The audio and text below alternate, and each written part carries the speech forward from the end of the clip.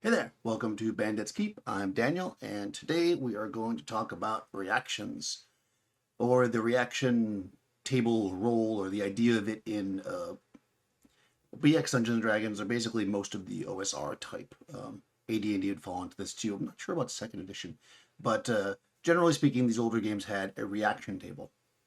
And a while back, I made a video where I was talking about, I think, PC races or something, and I made a statement about, goblins are monsters and they're just pretty much always going to attack. And somebody said in the description, well, but then that, has an effect on the reaction rule or whatever. I think this called it. And I was like, well, okay, well, yes and no. So first of all, and I don't know if they said rule, so I could be wrong. If you are that person, I'm sorry, it was a while back. But I think that people treat it like a rule. So let's talk about it a little bit and let's break it down and we'll see how it can be useful to us and how, just like anything, we have to think about how we're using it and not just use it blindly. So I'm just going to show it to you first and then we'll go from there. So I've got my basic book here. Okay, so monster reactions. So there's also retainer reactions, which basically uses the same table. It's over here. And it's essentially a table from 2 to 12. You roll 2d6, modified by charisma in that case. Can also be modified by charisma in the case of monsters. But depending on, what you get here, you could end up with... let's see if I'm blocking or not. Okay, good. I want to make sure I wasn't blocking. You could end up with, say I went in a different direction. So let's look at it this way first. Let's talk about peaceful situations. So here's the table that we use when we're trying to recruit retainers to work for us, right? So we go into town, we spend some gold posting up signs, we're buying some drinks. We're going to roll on this to see if a retainer wants to be our henchman, right? This is kind of how this works. Some people role play this out. Other people just kind of make it mechanic. I usually just say, okay, for as much money as you invest, there's these people that show up and then we'll roll. We do it between sessions, but if you want to role play it out, that's cool. But the other places I use this table for are things like selling. I've talked about this before. Selling gems and jewelry, which I love to use as treasury. You go and you get a chalice, or you take the marble from a marble altar or something, and you're going to sell it in town. This table is something that I use when negotiating prices, right? So if you were to get a 2, right, which is the worst, they wouldn't buy it at all for whatever reason. And maybe they'd be even offended. A 3 to 5, in that case, I probably wouldn't say offer or refuse, but they just offer you a really tiny amount. And then 6 to 8, they have roll again. But in this case, I would probably say that's median of result. So whatever I thought was average for me, 70% is average. Like if I don't want to roll, I give them 70% of the price of jewels and stuff. So I'd give them that. If it was 9 to 11, I might give them 80, and I might give them 90% on if they rolled a double or if they rolled a 12, right? So you can use this outside just the general idea. In fact, I don't have it in front of me, and I only have the hard book, not the PDF for some reason, but Dungeon World or Apocalypse system, Powered by the Apocalypse, uses a very similar system. I wonder if they base it on this, where basically, you're looking at a success rate, right? Like the middle up to the best and all the way down to the bottom. There's range. Okay, so let's look at the monster one, because that's really what I want to talk about. Okay, so the monster one is basically exactly the same, right? We've got everything from immediate attack to enthusiastic friendship. Now, you might be thinking, well, hold on, though. Why would an orc be enthusiastically friendly to me when I walk into their place and I've been killing their people and stealing their treasure? That doesn't make any sense. Yeah, well... First of all, before we talk about that, let's look up here where it says monster reactions. Some monsters always act in the same way. Zombies always attack. However, the reactions of most monsters are not always the same. The DM can always choose a monster's reaction. The DM can always choose a monster's reaction, right? To fit the dungeon. So if you are invading a orc stronghold and they are under siege and they see a non-orc there with weapons and stuff, they're likely going to be hostile. You don't need to roll for that, right? I mean, you're invading their space. If you decide not to, though, you can roll on this table. And a lot of people have taken this table to be kind of like how you play. It's one of the things that people talk about when they talk about OSR type games or old school games, that it maybe is a little bit different because, you don't fight everything, right? Because fighting is generally not the best option in these older games. So this table gives an opportunity where, like, you encounter some hobgoblins in a dungeon and they might not just attack you. I mean, who even knows why they're there, right? They might be, especially if it's a wandering monster. Usually if you have fixed monsters, you would know what their reactions are. So I think people use this a lot for wandering monsters. But let's look at the example of play to see how it's used. So here's the example of combat.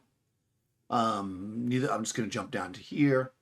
Okay, so Silverleaf is the only member of the party who speaks Hobgoblin. The other characters selected as postman. The player who runs Silverleaf, they talk about the sleep spell, don't worry about that. So Silverleaf steps forward with both hands empty and a token of friendship and says, "Greetings, noble dwellers of deep caverns. Can we help you?" Right? Just in case he's preparing a spell. Okay, the DM decides that Silverleaf's open hands and words of the Hobgoblin language are worth +1. So now the DM is making this spot. He's like, oh, you know what? That's good role play. I'm going to give you a +1.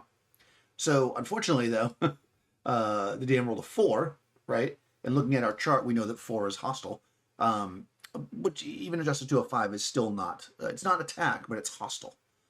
So again, it says here, it's not a good reaction. The Hobgoblins draw their weapons, but do not attack. They do move aside to let more Hobgoblins in, because remember, Hobgoblins are warlike. They're gonna know that, like, if they goes into a fight, they would be ready, right? And then the Hobgoblin, the largest one, shouts, "Go away! You're not allowed here." So they're hostile. They're not attacking, right? Because of their action roll. And then, of course, Silverleaf says, "It's okay. Gary sent us," which the Hobgoblins don't understand, and they roll. He decides to roll again. Now, you could do a lot of things at the DM here. You could have, if whatever the player said was flippant, you could very easily just have the monster attack at that point too. Remember, it's always up to you as the DM how you want to do this. Or you can roll again, right? Now, let's imagine the scenario where the DM rolls again, and let's say now they get a double 6, enthusiastic friendship. Okay, now, why is all of a sudden the Hobgoblins friendly? Maybe what the player guessed about when they said Gary sent us, maybe Gary is the name of the Hobgoblin chief or something, or maybe it's a person, a human, more likely, a human that the Hobgoblins deal with and trade, right? So now all of a sudden you see the Hobgoblin smile and say, "Oh, great, how is Gary?" And this changes the whole situation randomly on this table, and it can be really fun, right? And you can certainly do that. But I want to talk about it a little bit more, using it a little bit more in a different way. So, go back to me, so I'm not so tiny. So, let me just get move the screen around a bit, sorry. Let's say that you are in a world where, generally speaking, orcs or goblins or hobgoblins are going to attack people, right? That's just what they do. They're monsters. They attack people. You're not treating them more like a set in a race where they're really, you treat them almost like animals. You're treating that kind of world, or you're just doing a very basic fantasy where it's like, orcs are goblins, they're evil, blah blah. Okay, so why would you use the encounter table, or what would be the purpose of the encounter table in that case? Well, you can use it like a sliding scale, right? So let's take a situation where we'll use the hobgoblins, or we'll use orcs, because I always think that orcs are good for this. Because a lot of people, very rarely are you friendly with orcs for some reason. But anyways, because they're generally, warlike in these games, and typically people are they're fodder for for early levels of play, right? They're one of the things that you fight a lot. So let's say that you encounter orcs, and orcs generally are attacking, humans and elves and dwarves. Maybe it's because they're always being attacked by them. I mean, who knows why, right? The psychology of it. But this is generally in your mind, this is going to happen. If they encounter an orc, it's going to be a hostile situation. But you could still roll on the reaction table, because what you can do is you can use it as a way to tamper exactly how they attack or what they do. So let's look at a typical kind of hostile orc, right? And let's look at what they might roll and decide what that reaction might be. So if you roll the 2d6 and you get a 2, the result is, I guess it would probably be good for you guys to see it. So when you get a 2, right, the result is immediate attack. Well, that's pretty obvious, right? So if you roll snake eyes, and when you encounter the orcs, they're going to just charge you. Kill the intruders. Boom, done. Right, that's easy. Let's say you roll 3 to 5. Hostile possible attack. At this point, you might have the orcs look at the party, not attack that round, but maybe flank. Or if you think about what the hobgoblins did, right? More of them entered the room. Excuse me. So now you see orcs at the end of the hallway. They don't immediately charge at you, but you see them kind of dodge into some alcoves, and you can hear them kind of shouting out orders to the rest of the troop. They're hostile, right? This is going to be a situation where they're going to attack you, right? This attack is imminent, but they're not going to attack right away. This gives the PCs a chance to run, or maybe even try to talk to them, right? A little bit more. 6 to 8 is uncertain. Okay, so in an uncertain situation, that might be one of those situations, uncertain, monster, confused. Maybe in that situation, the orcs don't know how many of you there are, or they're confused as to whether or not they could win this battle. So they're trying to decide, should we attack you? Should we, try to put up a line here? Should we run to get reinforcements? Again, this is setting this up. You're kind of setting the orcs' mentality, right? And now 9, no attack considers offers. Okay, this might be the case where they feel like maybe the last time or there was intruders in here that were PCs types, like adventurers, they got their butts handed to them, and they're maybe nervous, right? So they kind of like, I mean, you're not making a morale check here, but at the same time, the orc it might do something like to the effect of you're not supposed to be here, that kind of thing. But really, ultimately, the idea is that they're going to want to consider an offer like, hey, don't kill us. We're afraid of you. Don't kill us, right? And then at the other end, at 12, let's say you roll double sixes, enthusiastic friendship. Why would that orc be friendly with the party? Maybe this orc, we'll call him Larry, right?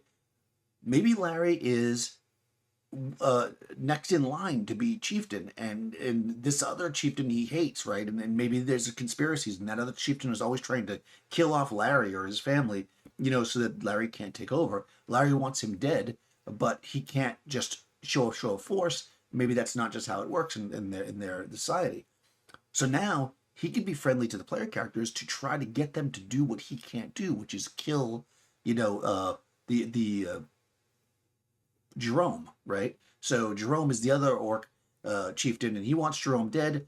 So Larry works together with the PCs. He's friendly, right? Or maybe Larry is the son of the chieftain and has boasted that he could clear out the giant spiders that are down in this other area of the dungeon, and he's kind of walking down there like, oh great, I got to kill these giant spiders. That's going to be really hard. He sees player characters. He sees adventurers. He can maybe give them information like, hey, we know that the spiders have collected treasure. You can have the treasure if you help me kill the spiders, because I need to do that for my people, right? This doesn't mean that the orc is always going to be best friends with the party, but it means that they're going to form an alliance, right? The enemy of my enemy, right, is my friend. So here we are with a group of creatures. Let's say you've encountered 3 or 4 orcs. They're normally going to be hostile to humans, but they don't just blindly attack, right? Because that's not interesting. If you know that the orcs are always attack humans, this can flavor how they attack, right? It can make it more interesting in a random way. I mean, obviously you could just do that as a DM, but what these tables are really good for is sparking the imagination so you don't have to think of it every time. It's just kind of like, hey, if I run into some orcs in this complex, I'm going to roll this reaction, and based on the reaction, that's how this group is going to interact with the player characters. And that's just it, right? We can use the reaction table as a scale. We can use it for how successful, or how hostile, I should say, or how friendly they are, but never at the point where where they would just be like, hey, come have dinner with us, move in. That's not friendly in this case. In this case, friendly is making an alliance against, again, some kind of combined enemy, and maybe no attack monster considers offers is they're nervous, or they just can't get into a battle right now. Maybe they got to get out of here and they don't want to fight with the PCs. So they might just be like, hey, you're not supposed to be in this area if you give us a toll, So that could also be it too, right? The offer doesn't necessarily mean that they're going to give the PC something. It could be they ask something of the PC rather than attack them. And that's kind of what I mean there. So I don't know if you guys use these tables or not. The reaction table and how you use them. I'm curious because I do think you get this this one end where people never use them, right? And it's just kind of like, no, every monster just attacks everybody or whatever. And then the other end, people just kind of make it up as they go along. And depending on your campaign, either one of those two things might be fine. This reaction table, though, I think gives you a spot in the middle where you have a place to roll. And I gotta tell you, I use it a lot for other things. Oftentimes, if I'm unsure or how things should move forward, especially if I kind of had a plan and the PCs just do something really smart roleplay wise, I will just roll 2d6. And if I get a high number, so basically above 8, then I will lean towards favorable for the players. And if I get a really low number, let's say below 5, I will it'll go south really quickly. And if it's somewhere in the middle, then I'll kind of play it by ear based on what they're saying. I'll kind of give it a chance, but it won't be 100%. And I kind of just use it like that. So it's a really useful scale. And I think that's just it's one of the beauties, one of those simple mechanics in BX that has kind of worked over into other systems, and people seem to really like it. So let me know. Did I get everything? Let me look at my list here. Right. So in summary, in summary, I actually made a lot of things up. Think about the base characteristic of the monster, right? What would the orc or the spider or I probably wouldn't roll for spiders. Well, maybe. What would the orc or the goblin or the noble or the elf or the gnomes, whoever you're encountering, what would their general disposition be, right? And use this chart to shape that based on that. So, like, for instance, let's go with something you might imagine would be friendly, right? Like a gnome, right? You've got your gnomes, they're just hanging out there in the garden. And typically when you're thinking about gnomes, you're like, well, gnomes are pretty chill. Like, they're not going to just attack people. And let's say that you decide to roll on this reaction and you get a 2 immediate reaction or immediate attack. Why are the gnomes attacking the party? And this can then develop some kind of story or plot from it, because maybe they were just attacked, right? And they think the PCs are this, and this could actually lead them to, if the PCs play their cards right and don't just slaughter the gnomes, they might be able to get them to stop attacking, figure out why, and then help the gnomes and get some kind of reward. So there's all kinds of ways to use the table. Maybe the gnomes have been possessed by something. It's just a way to spark that imagination, get things going. So again, let me know how you guys use these tables. Oh, I never say this, but if you haven't already and you got this far, go ahead and subscribe to the channel. We're growing pretty nicely here. And if you normally watch the actual plays, but you just jumped in on this, I'm this so I'm bigger. I moved them over to another channel, Bandit's Keep Actual Play. I'll put a link in the description, along with a bunch of other links for like my Twitter and all that stuff. So if you want to chat or whatever, if you have questions or whatever, put some comments below. If you have thoughts, if you think I'm wrong or right, or you just want to write something in the comments, go for it. Yeah, I'll see you next time.